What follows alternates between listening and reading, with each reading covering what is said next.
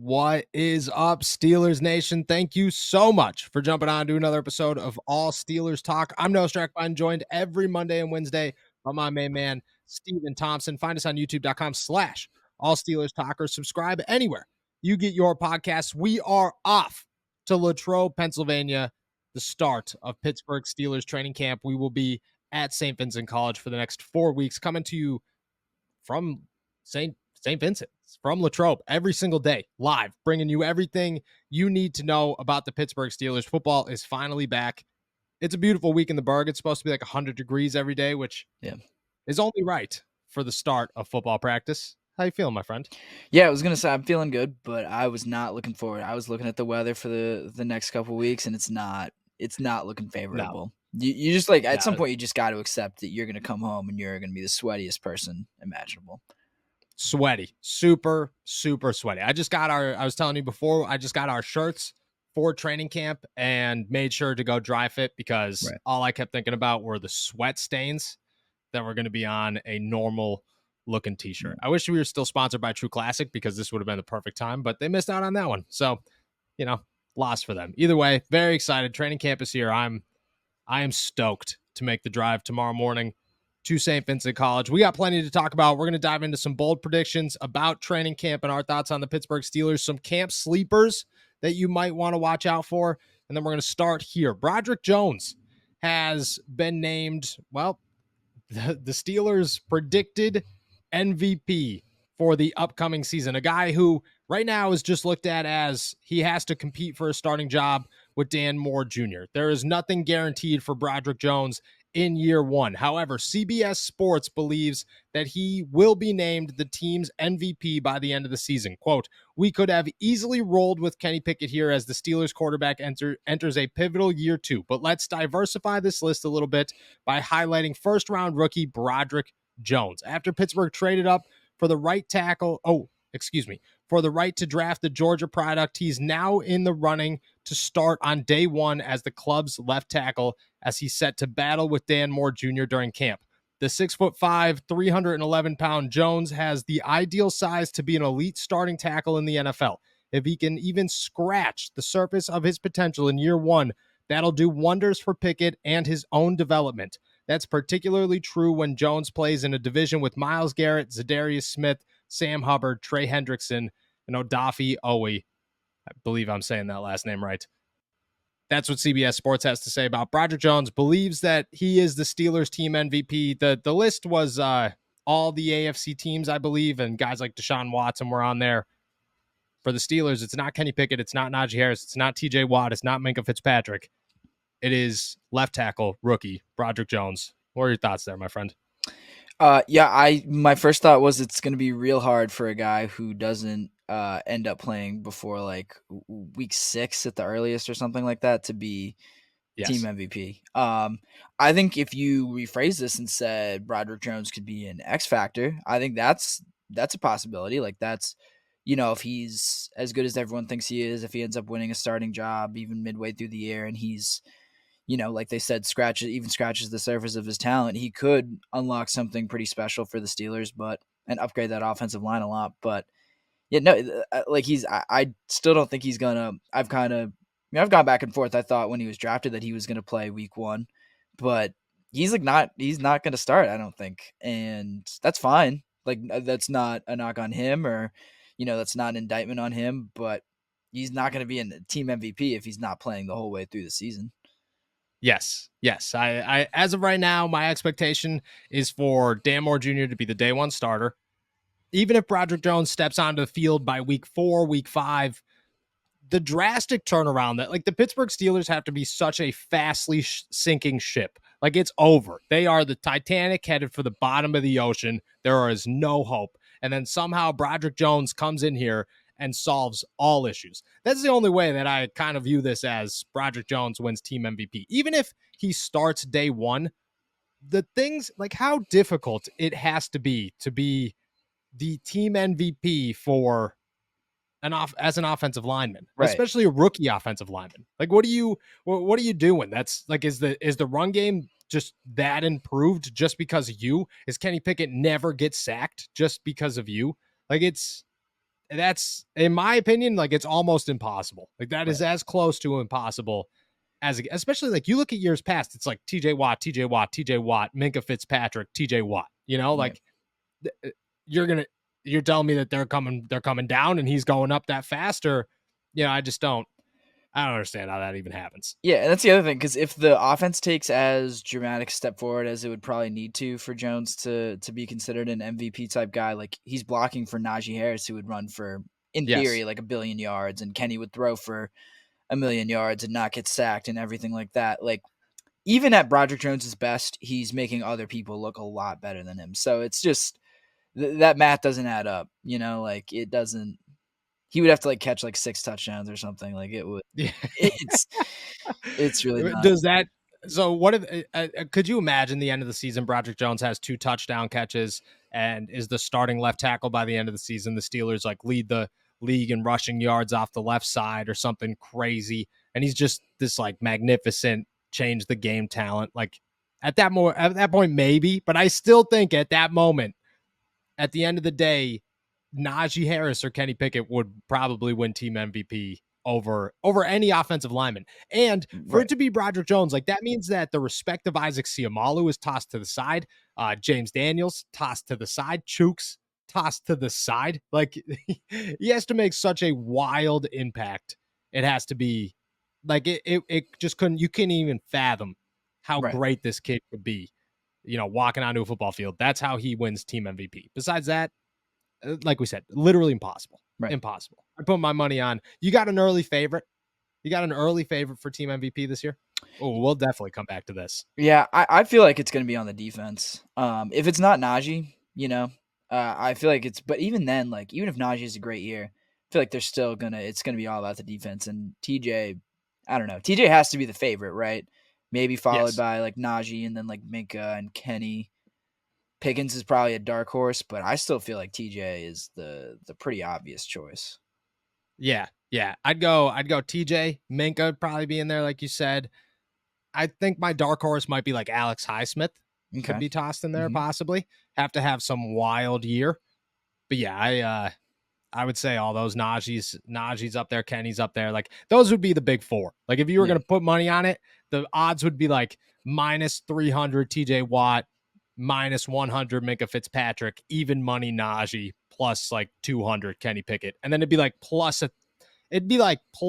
70,000 Broderick Jones. Yeah. Like the odds on that one would be it would be like the Pirates trying to win the World Series. Right. He'd be right down there with, Miles Boykin or something. Like it would really Yeah.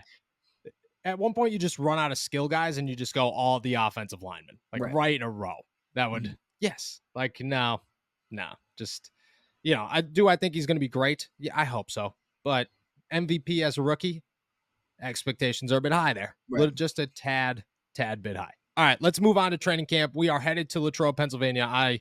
Like I said, cannot be more excited to watch some football and to see everybody play and see all the fans and the whole 9.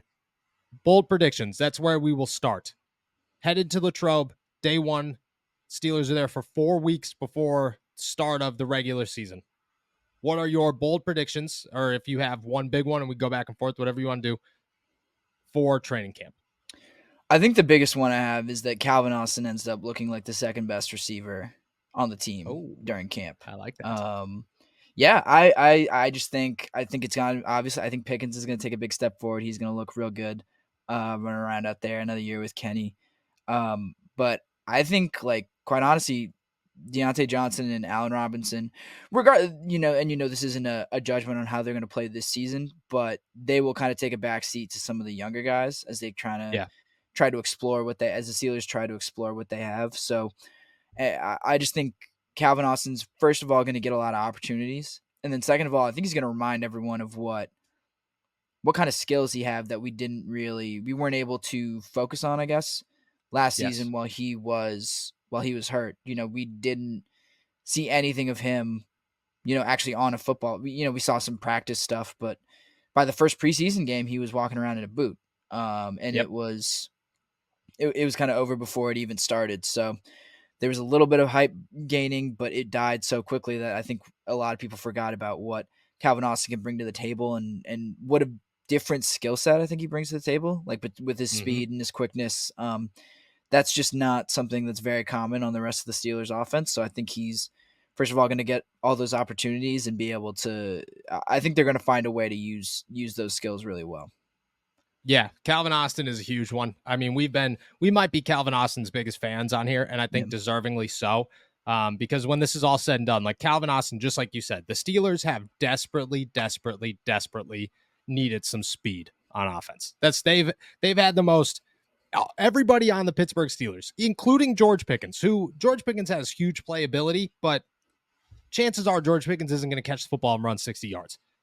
Everyone on that team is built for just power, consistency. Yeah, exactly. Power. It's just get a first down, meticulously work your way down the field. Calvin Austin comes in here and he's just like, hand me the football, I'm gonna get there. It's, give me 2 plays, chances are we're in the end zone, especially if I'm open. I 100% agree. He's exactly what the Pittsburgh Steelers have looked for. There are a lot of people that are talking about, oh, well, the foot injury, that makes me worrisome. I mean, according to him, he's not even back to 100% speed-wise, and he's already faster than everybody else on the football field. So, if you could reach that 4.29 speed again, it's game over. Calvin Austin's going to be an absolute menace. Love the wide receiver, too. Who do you think is wide receiver, Deontay or George? George, I think. Nice. Yeah. I like that. I like that as well. All right, my first bold prediction here is, fellas, have you ever wished that you were a little bit taller? Maybe you matched on Tinder, but her profile says must be over 6 foot. Maybe your date wants to wear heels, but she can't because it'll make her taller than you. Well, I have the short kings covered with today's sponsor, Kunzuri.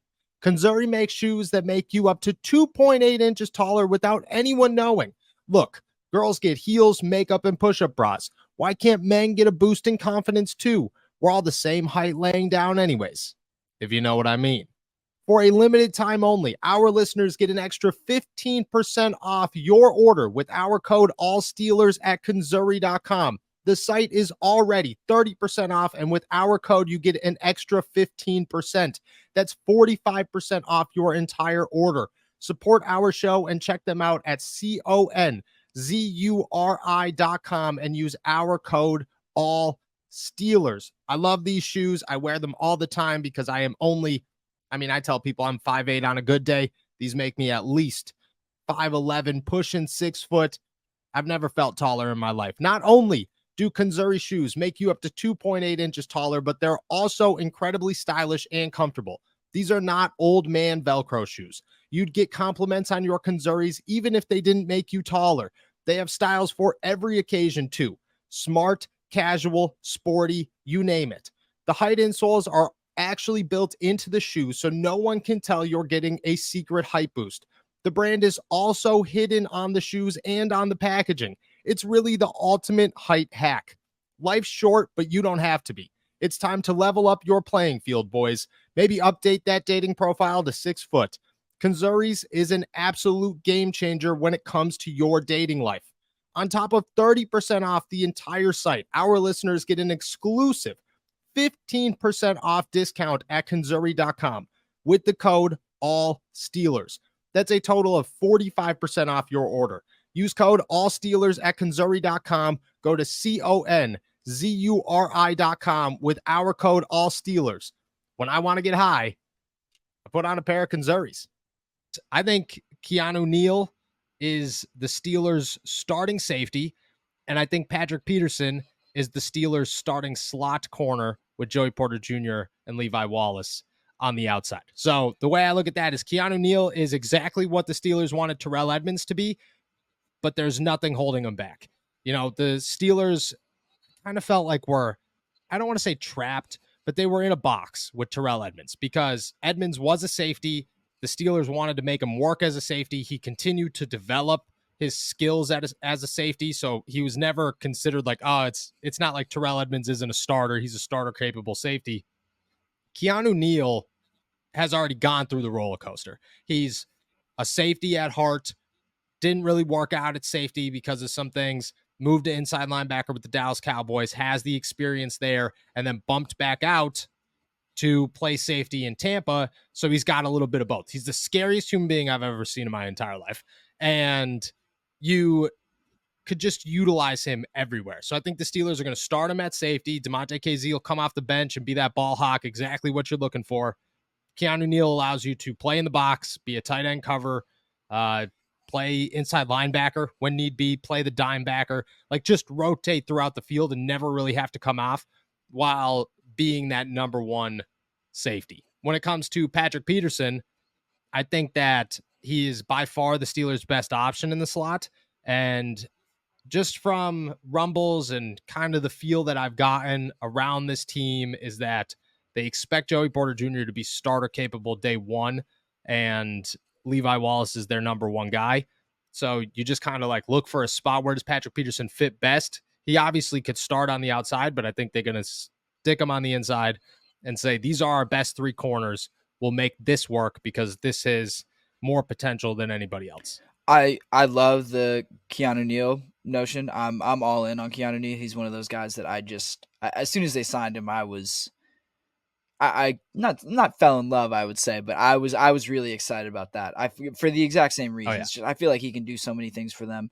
He fits just about, when you think about what holes the Steelers have on defense, he fits a lot of them. And then, oh yeah, moving to Patrick Peterson, like that's just good division of labor, I think. My one question would be, so like, in situations where they don't exactly need a slot corner, like is Peterson playing the outside, or is that his full-time job on the outside? I think Wallace is on the outside. I think Wallace is the CB1. So it would be Joey Porter Jr. and Patrick Peterson kind of like rotating. I think that depends on situational football. If you are in the red zone, because Joey Porter Jr. and Patrick Peterson play different styles of football. At this point in his career, Patrick Peterson's a zone coverage guy. He can match up on tight ends. He's physical, but he's slowing down. Joey Porter Jr. plays press man as good as it gets in the draft class. That's his skill set. He needs to be on the line of scrimmage. So depending on the situation, if you're in third and long, Patrick Peterson's your guy. Why would you not want him out there? You know what I mean? Because all you have to do is tell him to not let somebody get a first down, and chances are he's not going to let somebody get a first down. Joey Porter Jr., you're in the red zone. You can have both of them out there, but maybe Joey's your guy because you don't want somebody to get off the line of scrimmage. Those short yardage situations would be the same. I just think it's situational football that allows them to work well together. I think that if the question was like when they're called out of the tunnel, if they're only calling two corners, who are the two corners? It's Levi Wallace and Patrick Peterson. That's what I would say. Interesting. Yeah, because yeah. I feel like it's also a big leap for Levi, to go from kind of a reserve guy to the number one corner on a defense with such high expectations as this one. Yeah, I agree with that. I do. And I think that Levi is the least talented of the three, but I also think he's the most consistent of the three. And I think by the end of last season, he kind of showed like, yeah, I'm still a starter in the NFL. Like I'm not, just because I wasn't viewed as a starter coming into the season because of the guys in front of me doesn't mean that I'm not a starter, and I think that changes I think the way that the Steelers cornerback room looked last year was Cam Sutton was their guy. He was Mr. Reliable. You weren't getting rid of him. Ahkello Witherspoon was supposed to be cornerback one. Like they had huge expectations for Ahkello Witherspoon. Now it's like, well, Patrick Peterson's kind of like a bridge guy. Joey Porter Jr. is coming into his own. Levi Wallace is he's the new like Cam Sutton. He's the constant, and I think that's where they view him. Do I think that that he's guaranteed to be the CB1 all season? No, but just heading into week one. Yeah. That's how I view that. You got any other bold predictions? I do kind of. And this one's a little more abstract, but I just think fans are going to get kind of mad at Najee this training camp. Oh, okay. I just don't think they're going to be. Okay. I think, and not even particularly because it's his fault. I think we're going to see something a little bit similar to what we saw last year where Jaylen Warren takes a lot of snaps and takes a lot of the workload while they try to keep Najee relatively fresh. And people are just going to fall in love with Jaylen Warren all over again. And with all the running back stuff that's happening over the offseason, like it's just all going to add up to, I don't want to say bad vibes because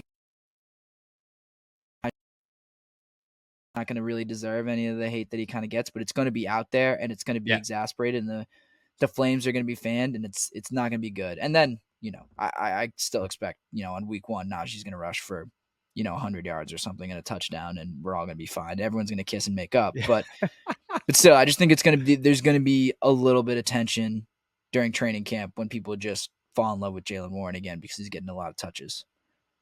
Yeah, that's probably spot on. That's probably the best / easiest bold prediction there probably is, because I agree 100%. Like, the fans are, there is nothing flashier than a backup running back. They are shiny keys, and we all love them. Everybody loves them. But at the end of the day, Najee's your running back 1. He's going to remain your running back 1. I don't know what the future of Najee Harris holds, and at some point we do have to talk about that by the end of next year. But for right now, he's who the Steelers want to work out and be a superstar, and they're going to give him every opportunity. And just like you said, during training camp, they are going to keep him limited. There's no chance they're going to risk an injury with Najee Harris like they did last year. This is just, get through training camp healthy. This is a team that's set to win. So you're going to practice as if you're preparing to be healthy for the regular season and go on a run. 100% agree with that one. I'll end it up with this one. My final bold prediction is that Broderick Jones does not take a starting snap unless there's an injury for the whole season. And that starts, I think he gets some during training camp, very minimal. But I do think that Dan Moore comes in here and the Steelers are very comfortable with him. And at some point, we kind of fade out on the Broderick Jones talk. What's the competition going to be like, kind of just becomes like background noise. And then we focus on other players. And then eventually Dan Moore is just the starting left tackle. And here we are. So I think, Broderick Jones is the future and a franchise left tackle and super talented, 100%. But I just don't think Dan Moore is bad enough to lose his job. And I don't think Broderick Jones is good enough to win the job over Dan Moore right now. That's how I view that. Right. I agree. Like, Broderick Jones is going to take, some snaps early, and it's going to be like, oh, this is heating up. And, how does this team feel about Dan Moore? But I do think it's going to fade too. And it's going to fade pretty quickly and be kind of anticlimactic. Like, we're going to keep waiting for this battle to build and peak. And eventually just those snaps are going to tail off. And it's, everyone's going to kind of, it's going to feel a little anticlimactic's a word for it. Bitter's not a word for it. But I just feel like people are going to be, I guess, a little disappointed, but also like, again, you want the shiny new things during training camp. You want something to talk about. And Dan Moore, while in some ways a little boring, and that's not bad, but it's not what everyone wants to see. My own question, how long do you think, like, into training camp it's going to take before it really starts to fizzle and Dan Moore really starts to put a stranglehold on it?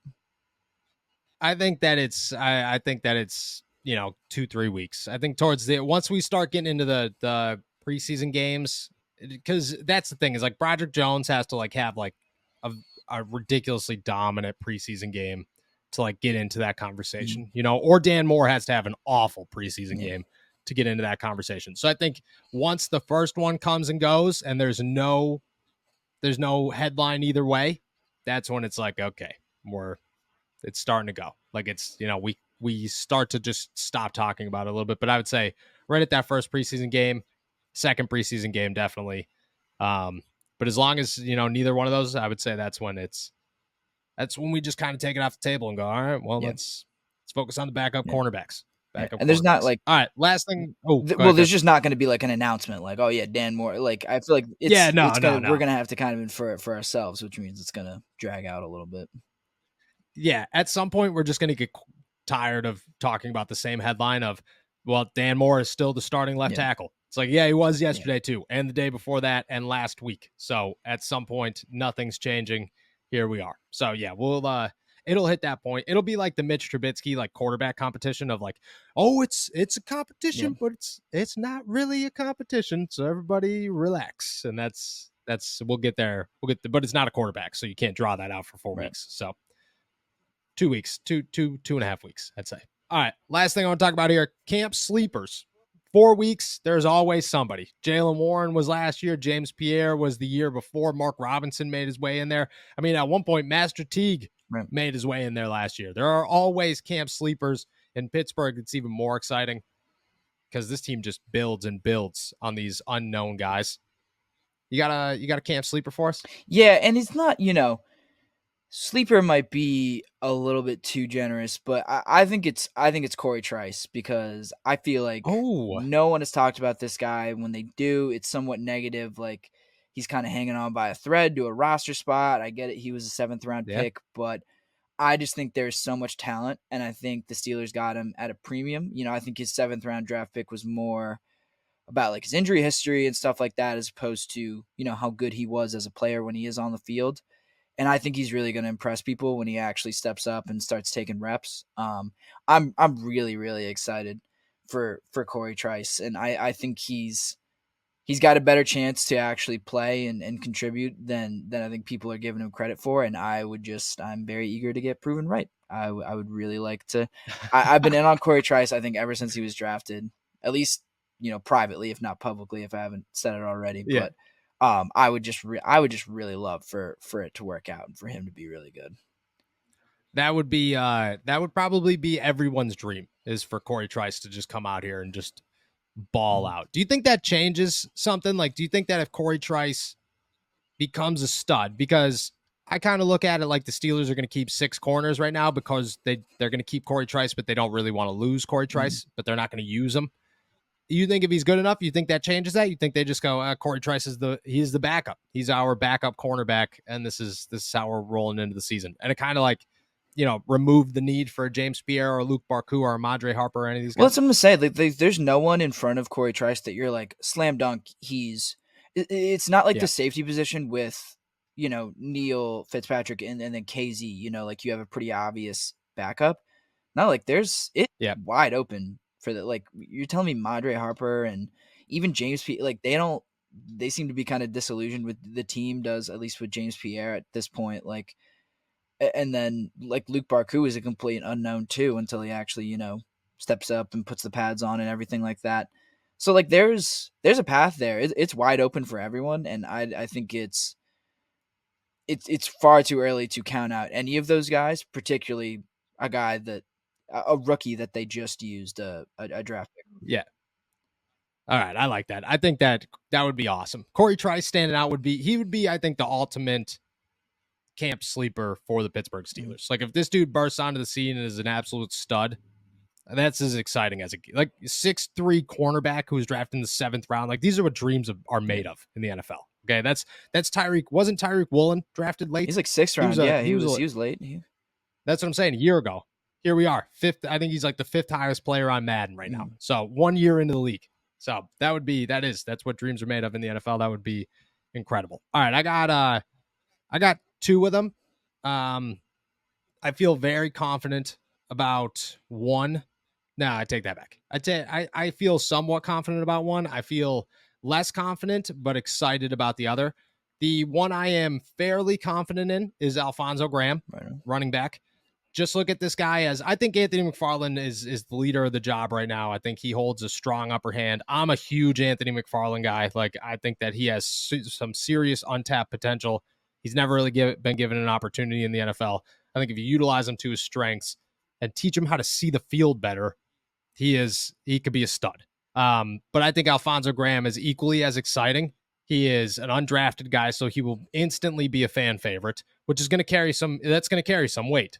And if he can make some plays like Jaylen Warren did last year, like it won't take long. It'll take like a week before it's just like, oh, Alfonso Graham's the guy. He's the dude. Like there's just no questions. And then you just start talking about everything else that goes around that. Big excitement for Alfonso Graham. Somewhat confident that he's going to make some waves.